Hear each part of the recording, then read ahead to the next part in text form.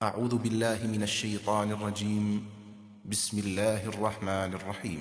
قل تعالوا أتل ما حرم ربكم عليكم ألا تشركوا به شيئا وبالوالدين إحسانا ولا تقتلوا أولادكم من إملاق نحن نرزقكم وإياهم ولا تقربوا الفواحش ما ظهر منها وما بطن ولا تقتلوا النفس التي حرم الله إلا بالحق ذلكم وصاكم به لعلكم تعقلون ولا تقربوا مال اليتيم إلا بالتي هي أحسن حتى يبلغ أشده وأوفوا الكيل والميزان بالقسط لا نكلف نفسا إلا وسعها وإذا قلتم فاعدلوا ولو كان ذا قربى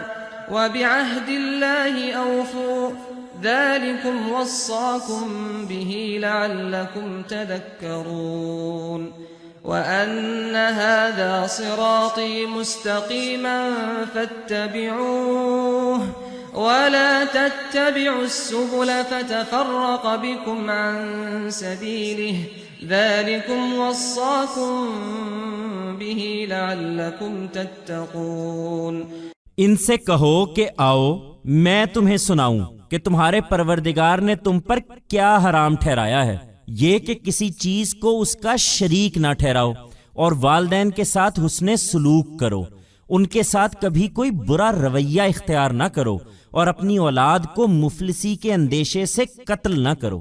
ہم تمہیں بھی روزی دیتے ہیں اور ان کو بھی دیں گے، اور فواحش کے قریب نہ جاؤ خواہ وہ کھلے ہوں یا چھپے، اور کسی جان کو جسے اللہ نے حرام ٹھہرایا ہے ناحق قتل نہ کرو۔ یہ باتیں ہیں جن کی اللہ نے تمہیں ہدایت کی ہے تاکہ تم سمجھ سے کام لو، اور یہ کہ یتیم کے مال کے قریب نہ جاؤ مگر ایسے طریقے سے جو اس کے لیے بہتر ہو، یہاں تک کہ وہ سن رشد کو پہنچ جائے، اور ناپ تول انصاف کے ساتھ پوری رکھو۔ ہم کسی جان پر اس کی استطاعت سے زیادہ بوجھ نہیں ڈالتے، اور جب بات کہو تو حق کی بات کہو، اگرچہ معاملہ اپنے کسی رشتہ دار ہی کا ہو، اور اللہ کے عہد کو پورا کرو۔ یہ چیزیں ہیں جن کی اللہ نے تمہیں ہدایت کی ہے تاکہ تم یاد دہانی حاصل کرو، اور فرمایا ہے کہ یہی میرا راستہ ہے سیدھا، سو اسی کی پیروی کرو اور دوسرے راستوں پر نہ چلو کہ وہ تمہارے پروردگار کی راہ سے تمہیں الگ کر دیں۔ یہ باتیں ہیں جن کی اس نے تمہیں ہدایت کی ہے تاکہ اس کی گرفت سے بچے رہو۔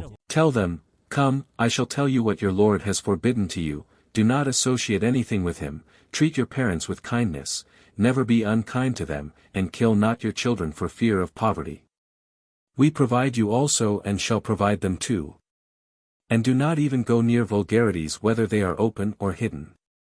And do not kill without justification any soul forbidden by God. These are the things God directs you to so that you use your intellect. And that do not go near the wealth of an orphan except in the way that is better for him, until he reaches maturity. And weigh with honesty and full measure. We do not burden a soul with more than it can bear. And when you speak, speak the truth, even if the matter is about your relatives. And fulfill God's promise. These are the things God directs you to so that you receive a reminder. And God has stated, only this is my straight path, so follow it alone and do not tread on other paths lest they lead you away from the path of your Lord. These are the things to which he has directed you so that you may remain secure from his punishment.